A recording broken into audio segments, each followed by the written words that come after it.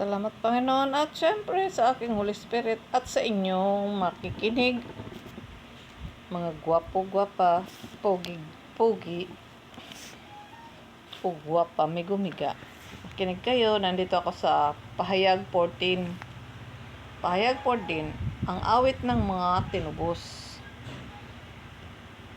Tumingin ako at naroon ang kordero na nakatayo sa bundok ng Sayon kasama ang 144 tao. Nakasulat sa kanilang noo ang pangalan ng kordero at ang pangalan ng kanyang ama. At narinig ko ang isang tinig mula sa langit na parang ugong ng isang mabilis na talon at dagundong ng kulog. Ang tinig ng narinig ko'y parang tugtugan ang mga manunugtog ng alpa. Sila'y umaawit ng isang bagong awit sa harap ng trono at ng apat na nilalang na buhay at ng 24 na matatanda. Walang makaunawa sa awit na yaon kundi ang 144,000 na tinubos sa sanlibutan. Ito ang mga lalaking hindi nagkaroon ng anumang kaugnayan sa mga babae. Hindi sila nag-aasawa, sumusunod sila sa kordero saan man siya magtungo. Sila'y tinubos mula sa buong sangkatauhan bilang mga unang handog sa Diyos at sa kordero. Hindi sila nagsisinungaling kailanman, wala silang anumang kapintasan. Amen. Amen po.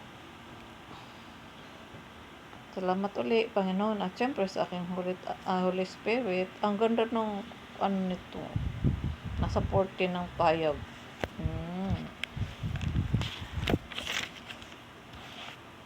Ang tatak ng ama at ng kanyang anak. Tatak. Ito yung mga tatak sa noo. Kanilang noo ang pangalan ng kordero at ang pangalan ng kanyang ama. Di ba? Ng kordero at pangalan ng kanyang ama.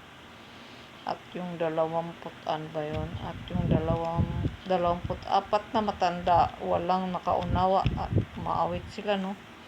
At saka yung nag-react yung Holy Spirit ko at yung mga lalaking hindi nagkaroon ng ng kaugnayan sa mga babae. Hindi sila nag-aasawa, sumunod sila sa kordero saan man siya magtungo. So, diba? Yung mga lalaking kailanman hindi nakaranas ng alam nyo na yun, nag-aasawa. Sumunod talaga sila sa kordero saan sila magtungo. Sila'y tinubos mula sa buong sangkatauhan bilang mga unang handog ng Diyos at sa kordero. Hindi sila nagsisinungaling. Tingnan mo, may mga tao pala talagang ganito. Ang ganda nung pagka nito. Nag-react yung Holy Spirit ko dito. Ito pala yun. Salamat uli, Panginoon, at syempre sa aking Holy Spirit sa mensaheng ito. Yung buong 14 na binasa ko hanggang dito lang sa 14, 1 hanggang 5.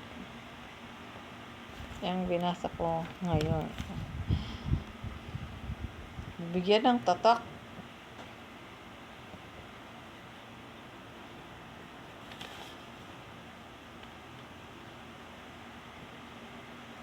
Salamat uli, mga gwapo-gwapa dyan. Salamat. Kapayapaan para sa ating lahat at huwag tayong makalimot manalangin araw-araw dahil yan ang ating mga sandata para hindi tayo mapasok ng kalaban ng Panginoon.